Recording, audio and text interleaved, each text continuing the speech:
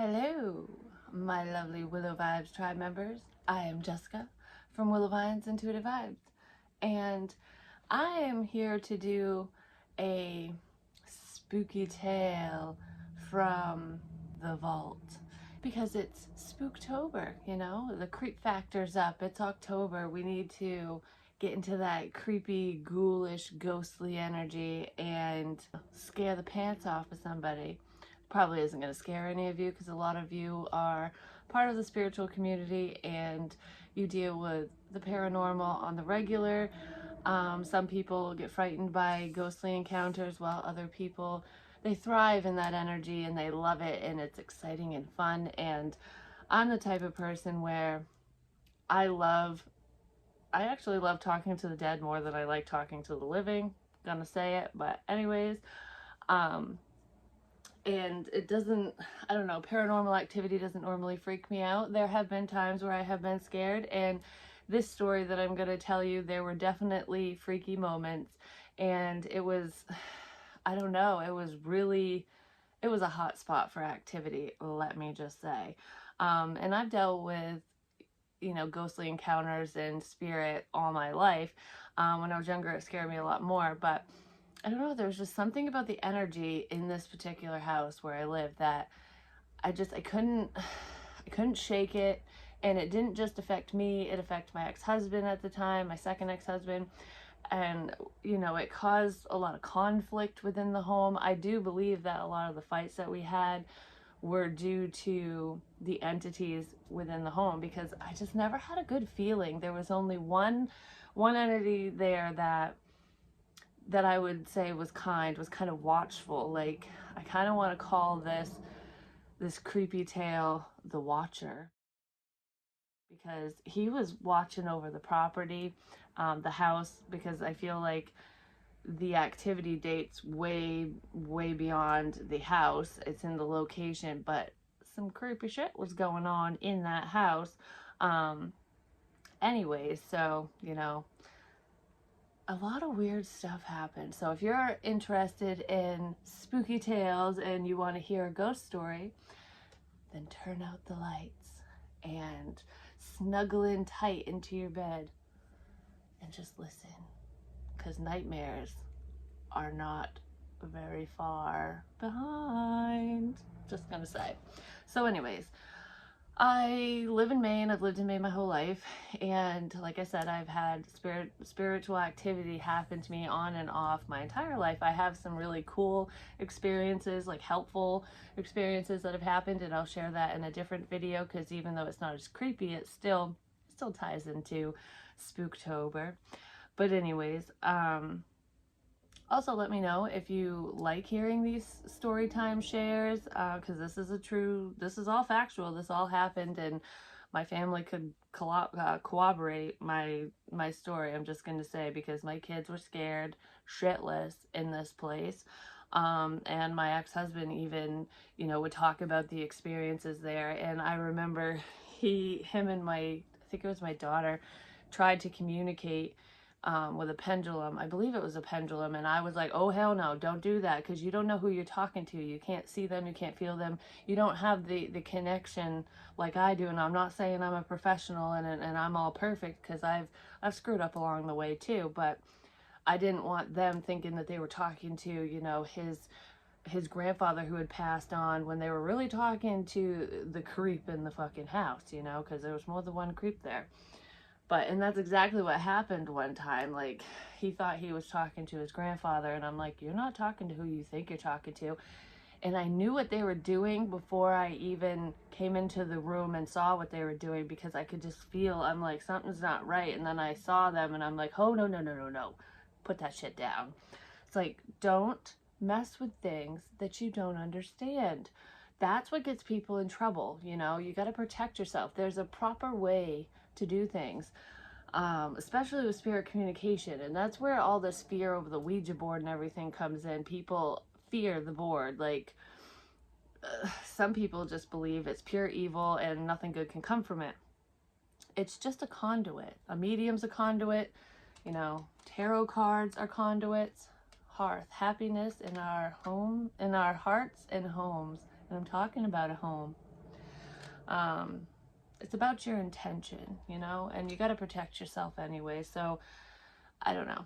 We'll get into the Ouija board stuff later because I do have a Ouija board story. So it all began when me and, what am I going to call him? I will call him Kenny. I've never dated a Kenny, so we'll call him Kenny. So my second ex-husband, me and Kenny wanted to move out of my mom's house because, well, Kenny wasn't really living with me and my mom. Like, he stayed over quite a bit, but me and my children were living with my mother, which happens to be in the home that I'm in now. And it's my home now. Like, my mom is living elsewhere, so it's just, you know, the cycle of life, I guess. But anyways, we wanted our own space because the guy that my mom was dating at the time, was a fucking dick. I'm just gonna say he was horrible. I have a story time for that one too. And if you think exes gone wrong, they be crazy. Parents' boyfriends can be crazy or worse. Like, he did some crazy shit to me to the point that some of it was worse than anything I had experienced from my own exes. And I've dealt with some pretty fucked up people. But anyways, he was just really mean to my daughter, and it was just an unhealthy environment. And, you know, it's the he said, she said bullshit. And it was just this cloud of doom and gloom that just surrounded us all the time in the house. And I know my mom didn't want to be part of it, and she was just kind of turning a blind eye to it because she loved her boyfriend at the time. And thank God he's gone. Just gonna say, I mean, he ain't dead, but, you know, well, at least as far as I know. I don't know, there's just problem after problem, and he would pretend to be nice when she was around, but he was just an evil motherfucker when she wasn't. So moving on, you can tell I have some resentment there, and you'll know why if you watch story times when I talk about that. So I had rented a trailer a while ago, years prior, from, you know, a landlord that I ended up befriending. So, like, him and his wife, we got along really well, and I would help clean when tenants would move out and things like that. And because we had built up this friendship, he let me know that he had a place available, and he was an amazing landlord. He's an awesome person, and I'm so glad that he's my friend. And if you're watching this, you know who you are, and I love you, and you know it. And I love your whole family. But anyways, he was really great to me, and it was within my price range because he knew, you know, he knew what I could afford and what I couldn't afford. He was just very helpful whenever I had a problem. He was very lenient with me, and during a time when I really needed it. And you know, it's amazing when people like that come into our lives. So maybe some of you can relate within a situation like that, and we weren't even related, you know. So anyways, he let me know about this house, and it's in the boonies, like in the woods. I live up in Maine, which is the woods anyways. The city is not even a city. It's like one of our cities up here is like the boonies for a built up state or area. So it's always the sticks, but it's big to us, you know. But anyways, this was the middle of nowhere, and like there's a bunch of side roads to get to it, and no stores around. I think you had to drive like 20 or 25 minutes to get to like Walmart or to civilization pretty much. But that didn't bother me because it was like right up on top of a mountain, and it was beautiful. Like, the view was amazing, and I don't know, I really liked the area. It was very quaint and quiet, and away from the hustle and bustle pretty much. So I remember I did a lot of the when it came to moving in, I cleaned up the house and got everything situated, and I did a lot of the unpacking and moving because at the time, my husband at the time, Kenny, like I said, we'll call him, he, you know, he was working a lot of overtime, and he was really busy at work and whatnot. So at night after I got home from work and the kids were with my mom, I would, you know, take car loads of boxes and shit to the house and slowly unpack. And I actually did it relatively quickly, but I remember the house was always so cold, but it was forced hot air, and homes like that, especially the second floor, they tend to stay pretty chilly, but the house just, I don't know, it just felt really cold all the time, even when the heat was full blast, and you could tell that it wasn't a problem with the heat because you'd be like, oh, this room is warm, but it just had this chill to it. Like no matter what you did, there was just this chill in the air. And I just assumed it had to do with the heating and the fact that we lived in the middle of nowhere and up on a mountain, the wind and stuff. And it's like, well, maybe I should put plastic in the window so that the cool air doesn't come in. Because it was like mid-fall when we moved in there, because there was no snow on the ground, but it was cold out. And at night it was even colder, and that's when I was doing all the moving and stuff. So I was there one night, like this was the second night that I had gone over there, because the first time I just dropped off boxes and didn't unpack anything.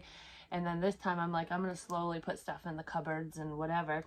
So that's what I was doing. I was in the kitchen. I had all the lights on the first floor on, including the outside light, and there was this porch out front that kind of wrapped around to the kitchen. So the kitchen door had a smaller porch, but it was all connected, and it wrapped around to a sliding door where you could look out and see, you know, the view, the mountains and everything.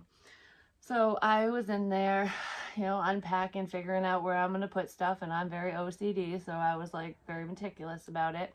And I had music playing on my phone because, you know, it's quiet and I'm by myself in a new place, and animals and wildlife are outside, so you can hear shit like that all the time.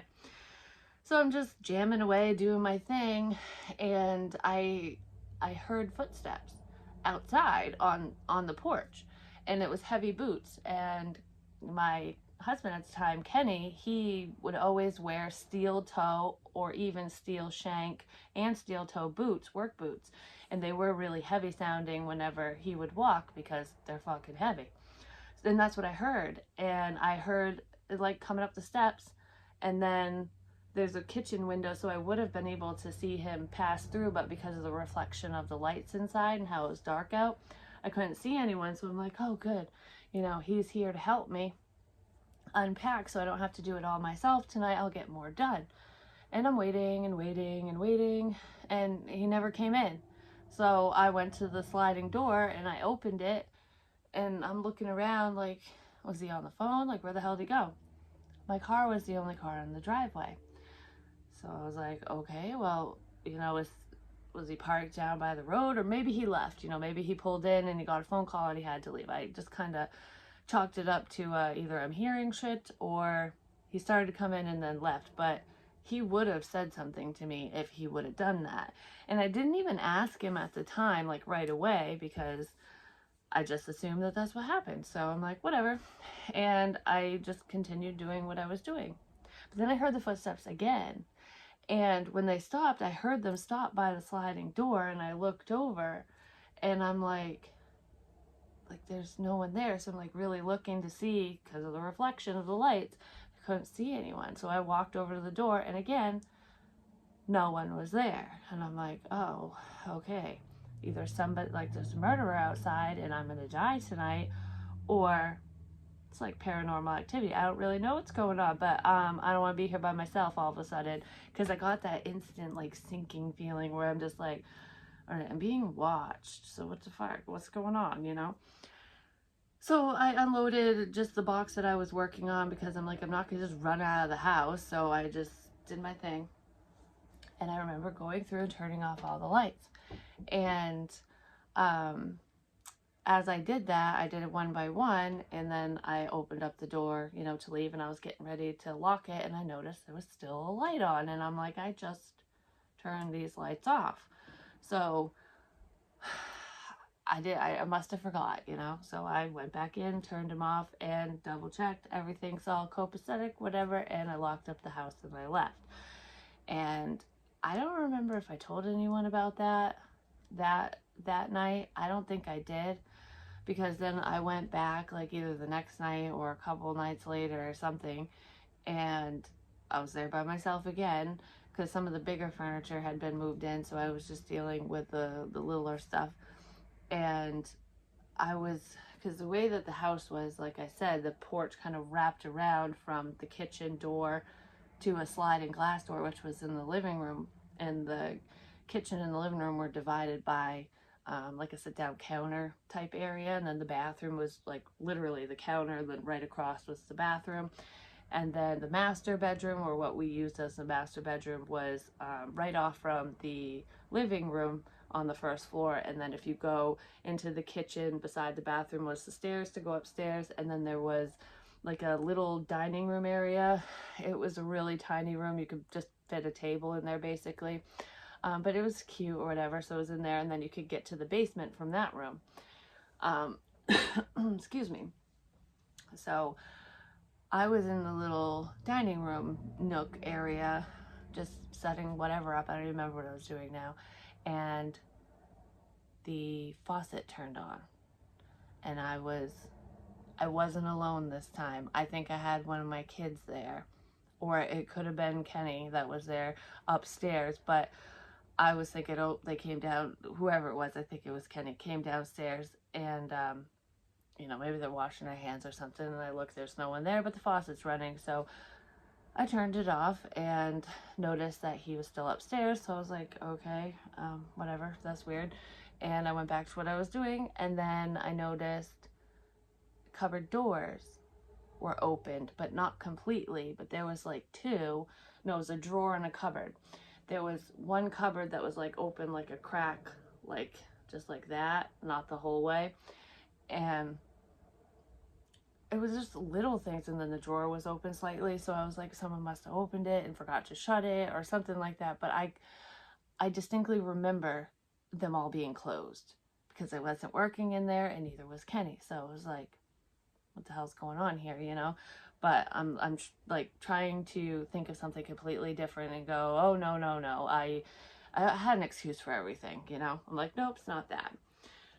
But I do remember saying through this, as like the activity was picking up a little bit, because I would always get this eerie feeling upstairs in one of the bedrooms, and the room that I had the weirdest feeling in was what became my daughter's room. And I found out later on why, but anyways, and then I would get an eerie feeling in my room near my closet and in the basement. And the reason why my closet area was creepy was because there was a vent that went directly to the basement. You could literally see the basement through this vent. And it was a dirt floor basement. It had like crushed gravel down there, wasn't concrete or anything. And I don't know, it was just something creepy about the basement. It always freaked me out. But anyways, I had even said at one point, I don't remember exactly when, but I said, you know, if there's someone here, you know, we're the new tenants, we're moving in, and we don't mean any disrespect or anything, you know, we come in peace kind of thing. So I was talking to myself basically, or spirit.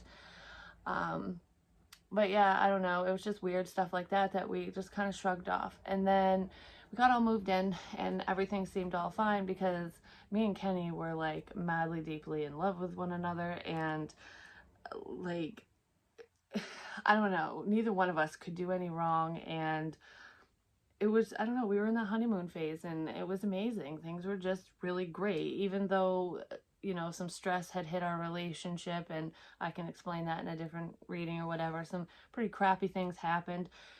I chose to forgive him for certain things, and it didn't really affect the relationship. Like, I wasn't going to allow it to, because my feelings were so strong, and, you know, he had made all these promises and whatever, so things were just good.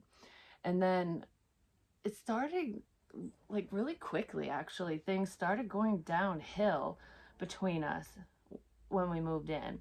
It's almost like the more time we spent in the house, it wasn't that our fear was building or anything, it was just the more time we spent in the house, the more fights we would have. I mean, for crying out loud, you know, he had never hit me, or we didn't have any like crazy blowouts or anything. Yeah, we'd have pissing contests every now and again, it's normal, but our fights changed. And I remember this one night, this was a bad one, because we had incidences similar to this and whatever, like just bad arguments. Like, he was always in a bad mood and stuff.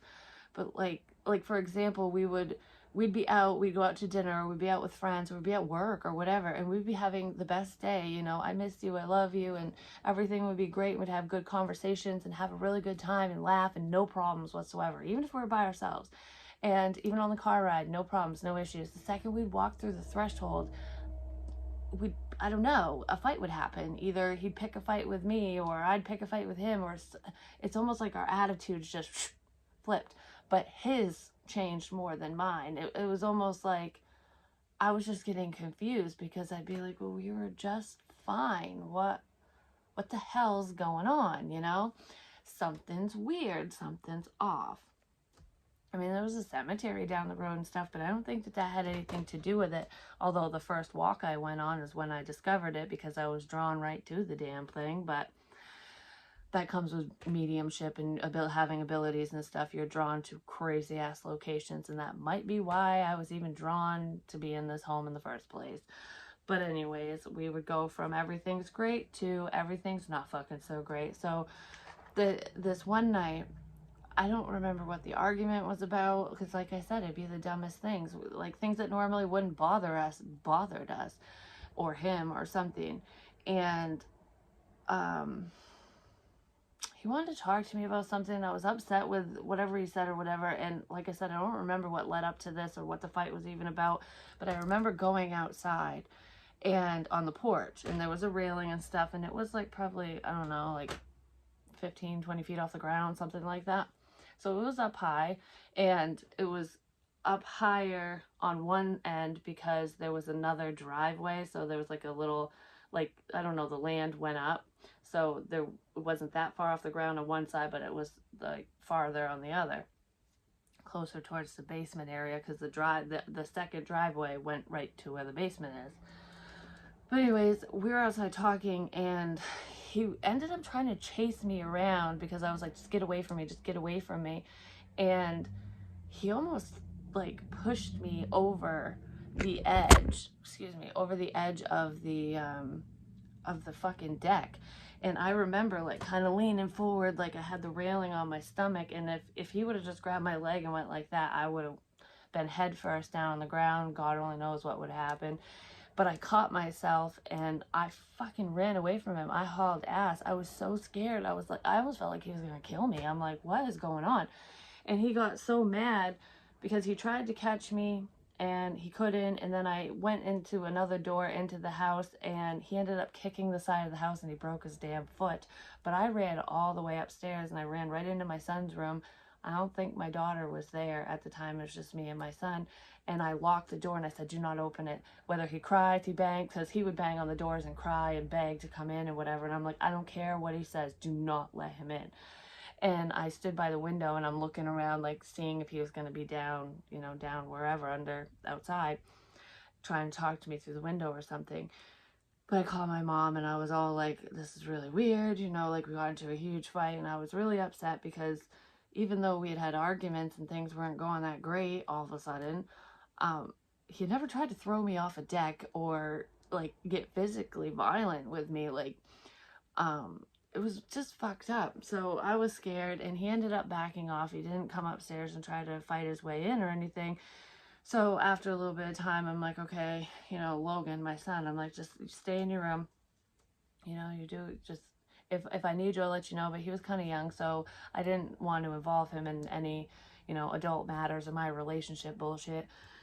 But I ended up walking past Kenny. He was laying on the couch, and I don't remember if he was sleeping or if he was on his phone or whatever, but I just walked right by him. Didn't want an apology, didn't want nothing to do with him, and I went right in the room, locked the door into our bedroom, and I'm like, you can sleep out there tonight, I'm gonna sleep in here, we need our space, kind of thing. So that's pretty much what ended up happening. But one thing that I did notice with these arguments was he'd get this look in his eyes, like I knew he wanted to hurt me, because he was so mad. And I was just like, why are you so mad? What is causing this, So, because there was this one time I started getting ballsier and ballsier, and I was standing up for myself. Like, if you want to hit me, because he had blew my eardrum one time when he smacked me, he put a hole in my eardrum basically, because he cut my ear when he hit me upside the head. And I had just gotten fed up with this crap going on, because it like I said, it wasn't like that before. And then moving into this place caused a lot of problems. Maybe it made his true colors come out. I don't know. But I don't think he had acted that way with anybody else either. So I think it was the damn house, because I just do. But anyways, I remember this one time he like went like this, like he wanted to hit me, and we were standing in the kitchen of the house I'm talking about, and he just, the look in his eyes was like, and I can't even replicate it because it was like he wasn't there. I don't know. It was either I was looking at somebody else, or I don't know, was he possessed, or if it was that narcissistic stare, because that blank stare does happen with narcissistic people. But either way, it was creepy, and I just remember I was actually scared looking into his eyes, because it's like, who the hell am I talking to? And I stood up to him like, do it, hit me, do it, I dare you. Like, it'll be the last thing you ever do. And it would have been, because it would have been completely done if he popped me in the face or something. But he stopped himself. And what's even stranger, and goes into this paranormal activity energy, and this was closer to the end than the beginning, but this is just one of the things that happened. Like, the tension was just building. When he put his hand down, like, okay, I'm not going to hit you, he looked normal again. It's like his eyes changed, and it was like, oh, you're back. I don't know. I don't know if he ever had memory loss or anything while he was there, because we didn't really talk about it too much. It was just fucking creepy. But anyways, so there was that, and like I said, the basement always creeped me out. And I remember one time, the basement was colder, but it was a dirt floor, so of course it would be cold down there because you're literally underground. And I had to organize the shelves and stuff, and I'd have to go down there if we ran out of oil or whatever. And I think I had set up, I had some stuff set up down there, like a little workbench and whatever, but I'd have to go down there for certain things. And I never wanted to go by myself, because the light switch, yeah, you could turn it on, but you had to turn on the light switch, and then you had to go down the stairs in the dark and pull the string, which wasn't near the stairs. So it was almost like I have to have my flashlight, and I won't look around, and I'll run to the thing and turn the light on. And if the light don't turn on, then oh hell no, I'm out of here, you know? It was just creepy. And I mean, I do have a fear of the dark anyways, but there's something different. There was something down there, and I know there was. But one time, we were all down there, and it was during the day, and because during the day it didn't feel so bad for some reason. It was just really creepy at night. My son had found this creepy fucking doll. Like, I don't know if any of you, we used to get them at the fair and stuff. You could win them or buy them, but it had like the clown geisha looking mask, the little teeny tiny porcelain faced clown dolls. Of course, it's a fucking clown, but it had been buried in the dirt, the basement part. And you know, at first I just chalked it up to, oh, maybe there were kids that were in this house prior, or the dude that lived here had a child or something, and you know, they forgot their doll down here, or got, I don't know, you think of, you rationalize things, because I got kids leave shit everywhere, you know.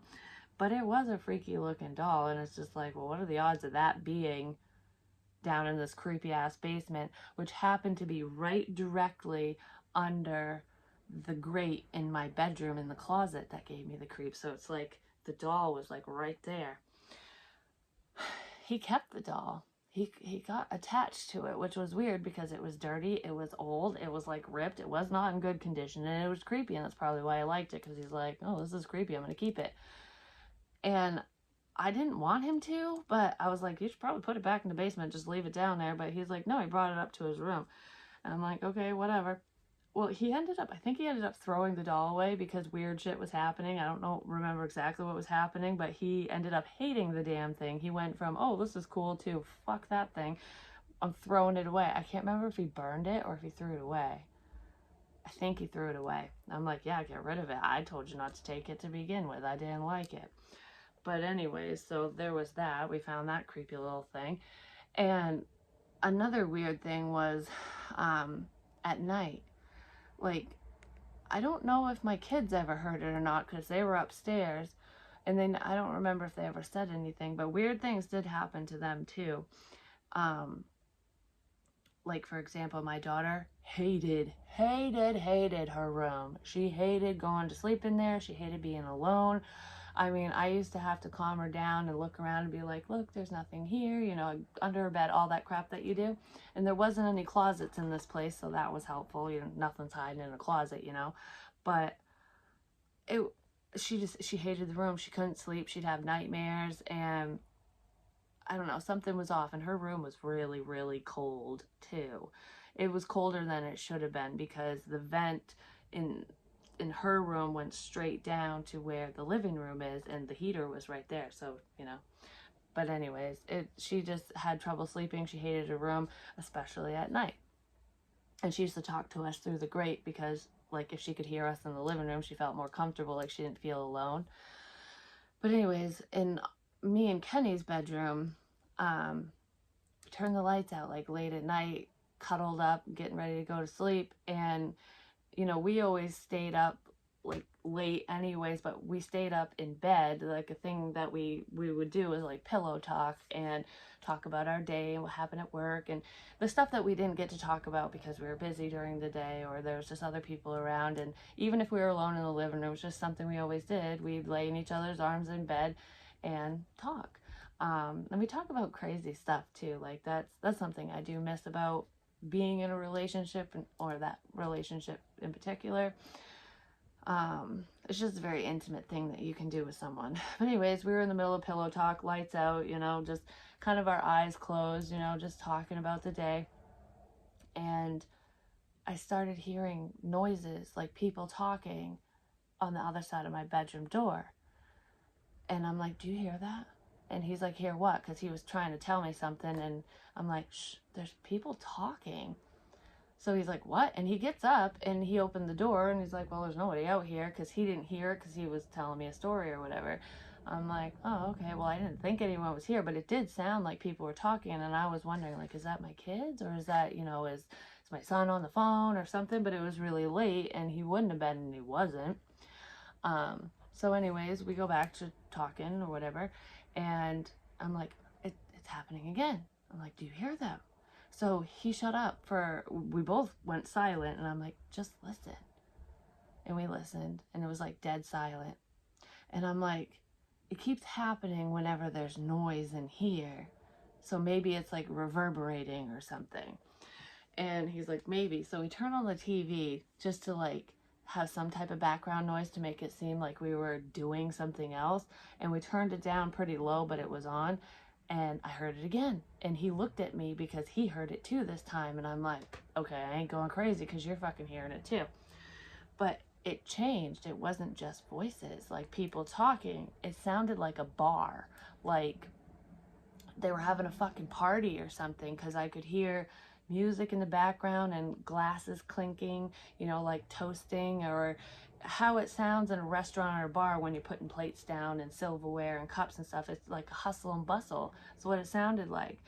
And I'm like, it sounds like there's like a fucking party going on out there, you know, or that we're in a restaurant. Like it's weird.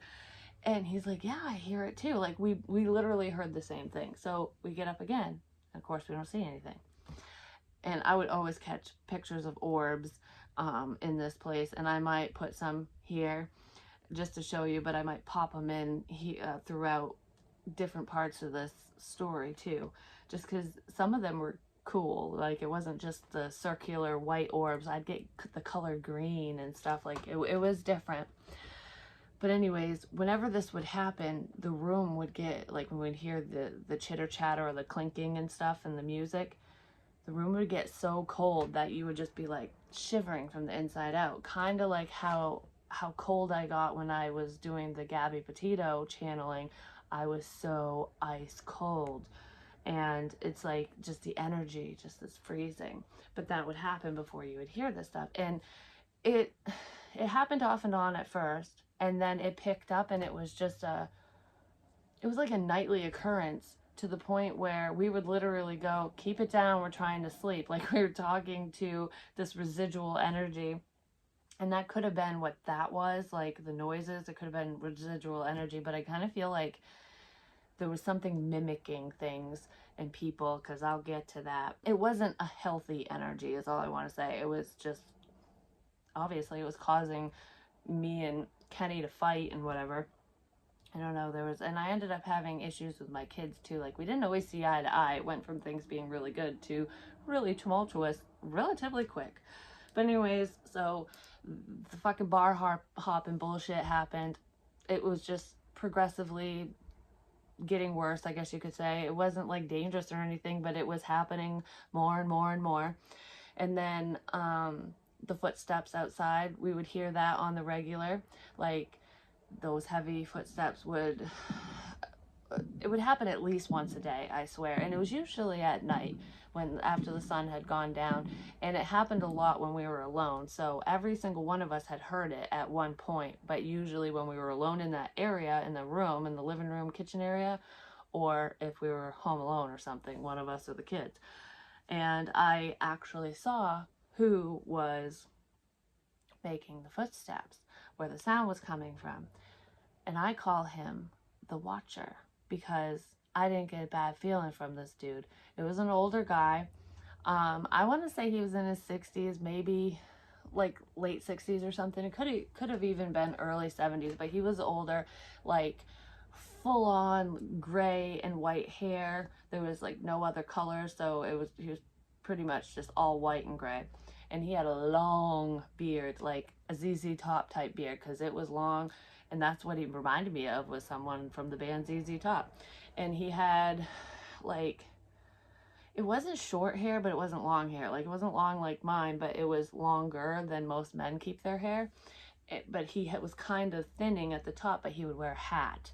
He always had a hat. He had a long, long beard, and he wore work boots. And he had, like, a flannel type shirt on. And it just looked like a woodsman. Ultimately, he looked like he belonged in the woods. He worked in the woods. He was just a traditional Maina, basically. So he could have like died on the land or in the area, and he was just, you know, kind of looking out for us or just people in general, because he was a very friendly entity. And it was like he would just kind of walk around the house, around the property, and make sure nobody was getting in and nothing bad would happen, basically. So I never got a bad feeling from him, and he was never in the basement or anything like that. But this one time in the basement, I remember I walked down there because I had something down there. What the hell was it? I don't know. I was doing something, because I would do art projects down there too. And if I had to paint anything or whatever, I would smoke down there too, because it would just go right outside, basically. Smoke cigarettes and whatnot. But anyways, I went down there one time by myself, and it was dark, so I had my phone and I had the flashlight on, so I'm just kind of looking forward so I don't trip on anything to go to where to pull the light thing on. And right as I went to pull the string to turn the light on, something fucking grabbed my leg from underneath the bench, the tool bench that we had fashioned, because it's just plywood and 2x4s and stuff. And right as I reached up, I felt right around my leg, and I just about hit the fucking ceiling and hauled ass up the stairs. I was like, oh hell no, Satan, not today, not today, not today. Freaked out. And I'm like, nope. So I would use the buddy system in the basement after that. I was like, oh hell no. Because in my head, when I got grabbed, because I felt it was like a person grabbed me. In my head, I saw like a person. I don't even know if it was a man or a woman. It wasn't a child. It was like a humanoid person, just a figure, crouched down there, like waiting for me. It was weird. And I'm like, no. That's where I draw the line. So I ended up telling Kenny about that, and he thought it was crazy. I mean, he believed in the paranormal and everything, but he's like, okay, yeah, that's a bit much. I doubt it, but I think he ended up having an experience where he was like, okay, I believe you. He ended up believing me towards the end of all this anyways, because shit was happening to him too, but he didn't believe me at first. So anyways, and then there was this, that happened, he used the buddy system, and then my son, he was home alone one time, and he called me freaking out, like on the verge of tears. I don't know if he cried, I can't remember, but he was freaking out, like, Mom, get here, get home now, where are you? Like, I don't want to be here by myself. Like, I think he actually called me from outside, because he's like, I'm not doing this. He heard me and Kenny fighting.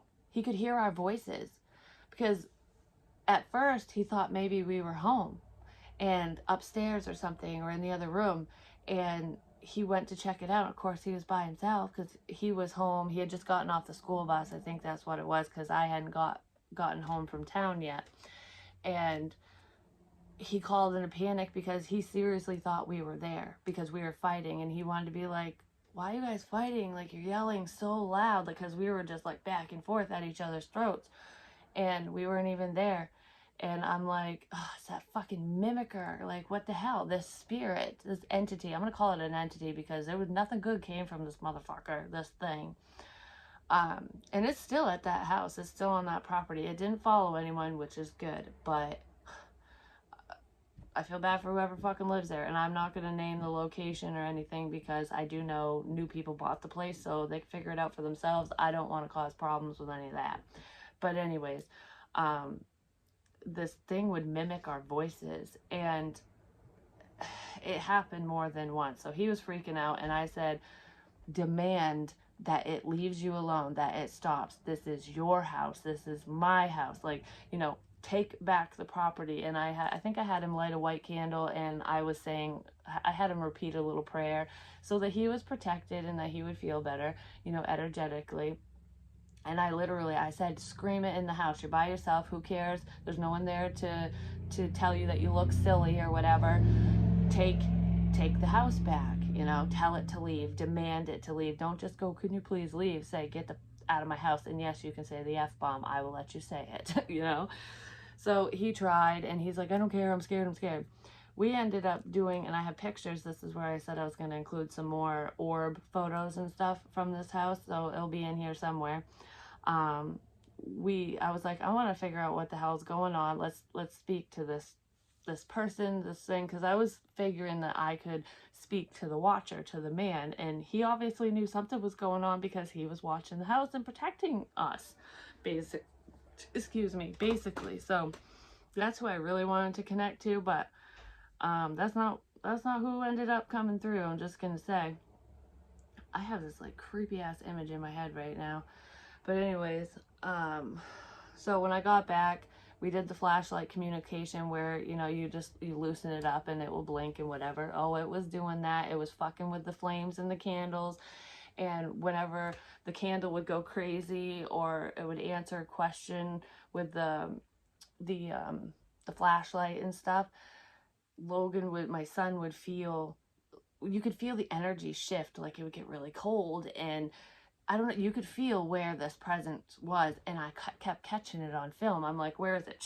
He would say something, I'd snap a picture, and sure as shit, it would show up on film. And I'm like, okay. So I was kind of documenting it that way, which was the only time we really did, like, it was the only time I directly spoke out and like reached out to this entity and, you know, tried to get to the bottom of the situation, because I was trying to ignore it and not feed into it because I didn't want to give it any energy, and I was trying to keep the kids calm because I didn't want to feed off their fear or anything like that. So I was like trying to keep everything all chill, and I was constantly protecting the home, and I put salt around the building, and I would sage, and trust me, I did it all, and things would calm down for a little bit, and then you have to keep up with it, and then it would rev back up.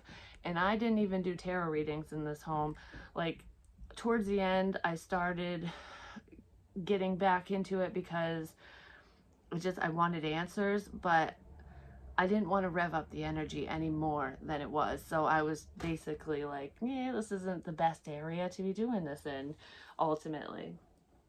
But anyways, like, yeah, it would mimic people. Like, I even would hear the kids, or I would hear Kenny, or he would hear me. Like, he would hear me at night going, hey, wake up, or Kenny, like saying his name right in his ear directly. And I would hear things like that too, like, hey, and it was really loud, like someone was screaming in your ear.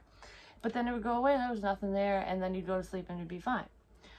And another thing, speaking of sleeping, something that is super, super, super fucking creepy is me and Kenny shared a dream in that house. And not just any dream, a fucking nightmare. And I woke up almost in tears, my heart like pounding out of my chest. It was so creepy, and there's so much more to it than what I can even explain. But Me and Kenny woke up at the same time, both freaked out, both like sitting up, flying up out of bed, like, oh, holy crap. And I woke up in a panic because I was scared from the nightmare. And he woke up in a panic because he thought I was dead. Because that's how real this dream felt. And when he started explaining the dream to me, because I'm like, it's really weird that we woke up at the same time, you know? I'm like, why are you so scared? Like, what's going on? He started explaining the dream to me. And I finished the dream, and I was, because I was going, like, I just literally saw the same thing. So I finished what he was going to say, and he looked at me like, we really did just have the same dream. Holy crap. And part of it was we were in that bedroom, and you know how the party sounds and stuff is out in the living room, and the glasses clinking and people having a good old time or whatever. That was happening in the dream to an extent, and we opened the door, or I think it was him, because I wasn't, like, I was seeing everything, but I wasn't present in the dream. Like, it was about him, but in his dream it was about me. But anyways, so as, like, in his dream, he was opening the door to check things out, and in my dream, I was just watching, but I wasn't really there. You couldn't see me, and I was watching him do this.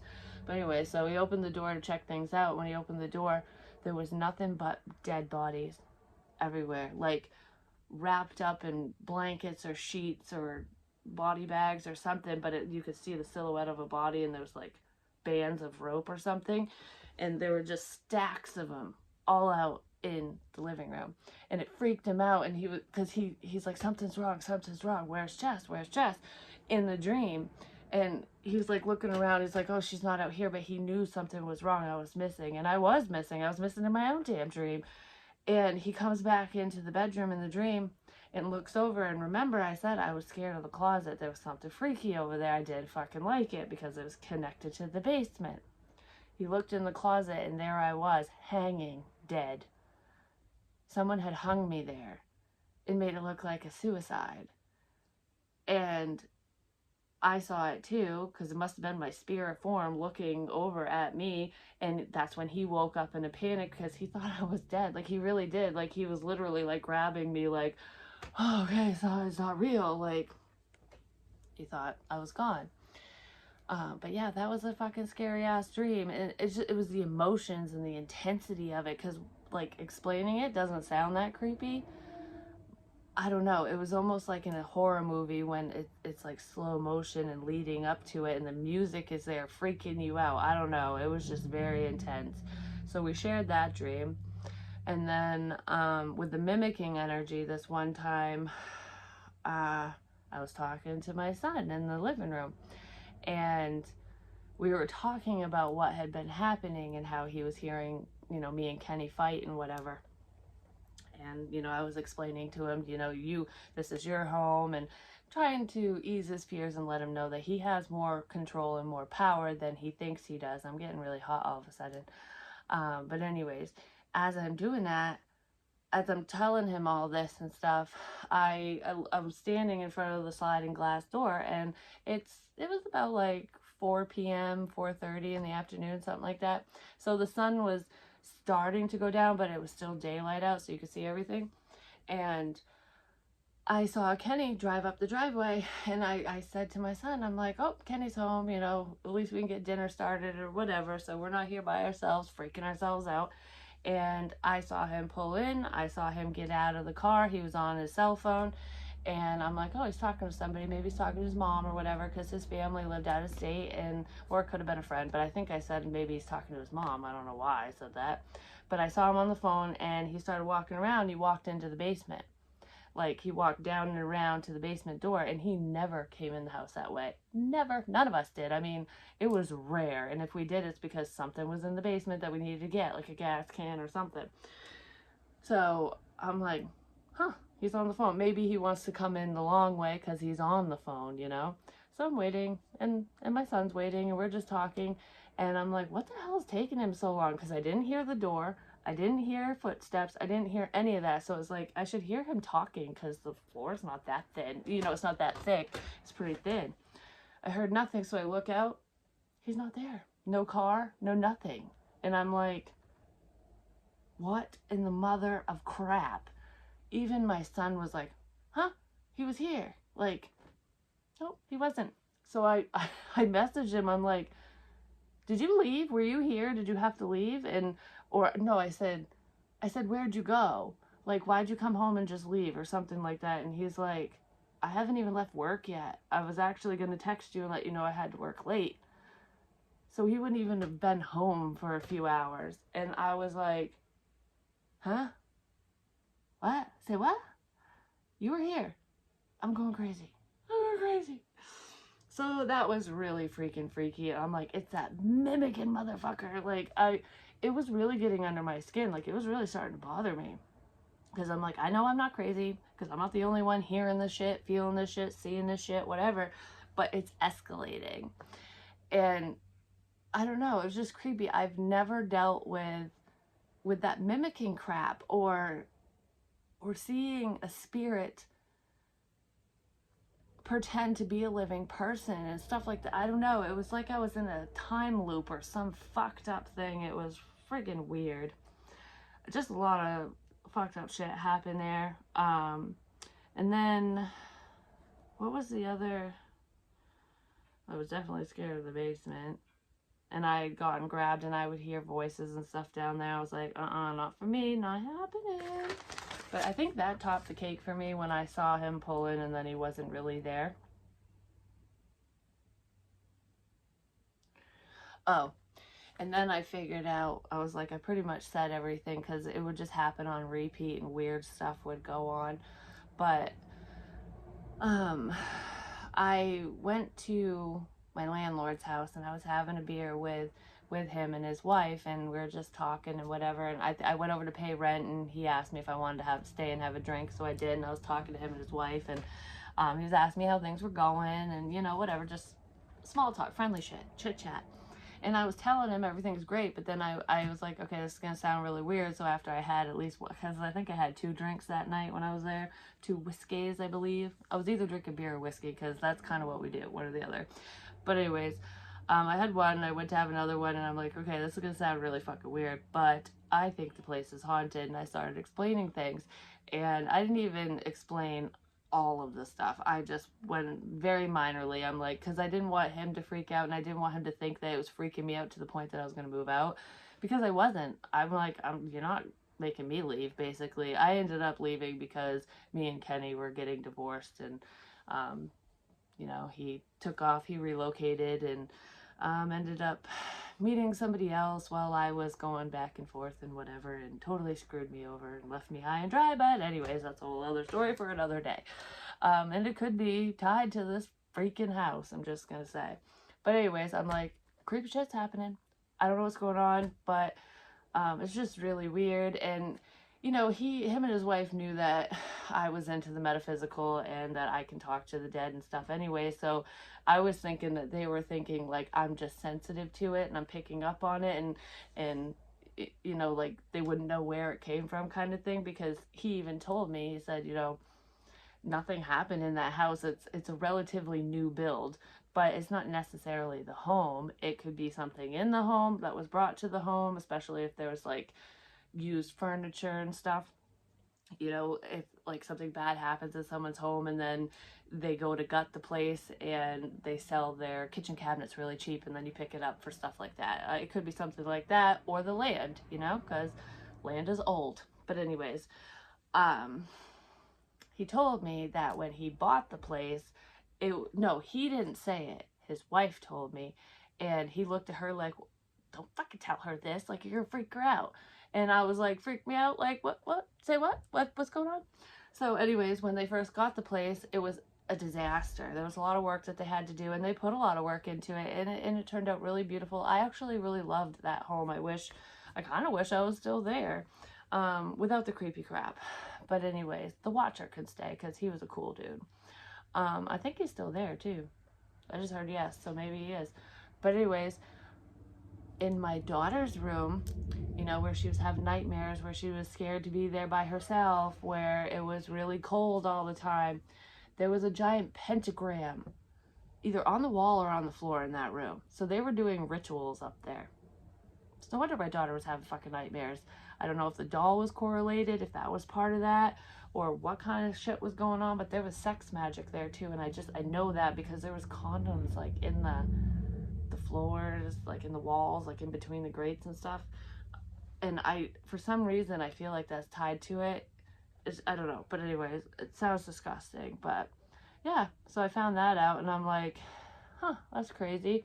And then they had told me that, yeah, actually, you know, the person that lived there before you had complained about some activity going on, that weird shit was happening, you know. And I'm like, yeah, some weird shit really is happening. They weren't kidding. They're not crazy, because it's happening to us. I think that I picked up on it more because of my abilities, and it's almost like, because when you're a medium and you do what I do, you're like a beacon of light in the night, and spirits can totally see you, so they're drawn to you like a moth to a flame. And I kind of feel like that's why it was so heightened there.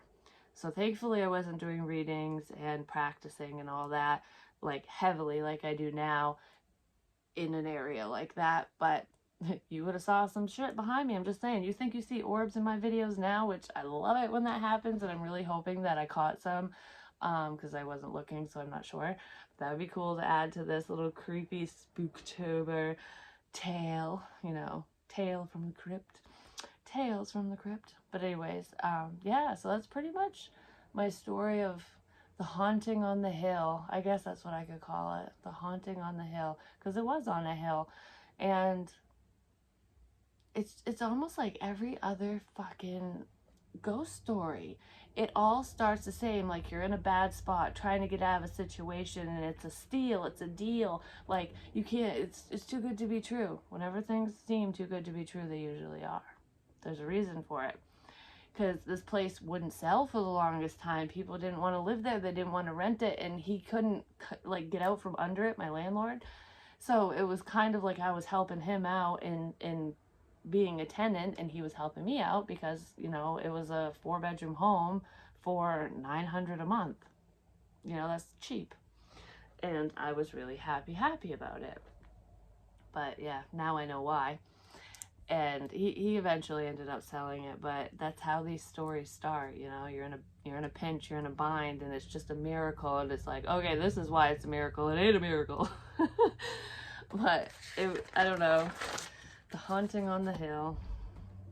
I kind of want to know what happened to the old dude. And I might be leaving some stuff out, but the freakiest thing was me seeing my ex-husband driving in the driveway, and like I heard him too. I heard him talking on the phone, like he was there, and then he wasn't, and he never showed up. Like that. And I wasn't worried about the watcher, you know, the old dude, because he was pretty copacetic, but the bar, you know, hearing the clinking and the chatter and everything, because what it made me think of is I was in a pub or a bar or something, and you know, there were glasses clinking, and you know, just it sounded like a restaurant, but there was chatter and music, and I was thinking of poker tables, like poker, someone was playing a game of poker or something. I don't know, something bad happened up there, and I feel like it's tied to the land um, from a long time ago, and it was kind of like dredged up with all this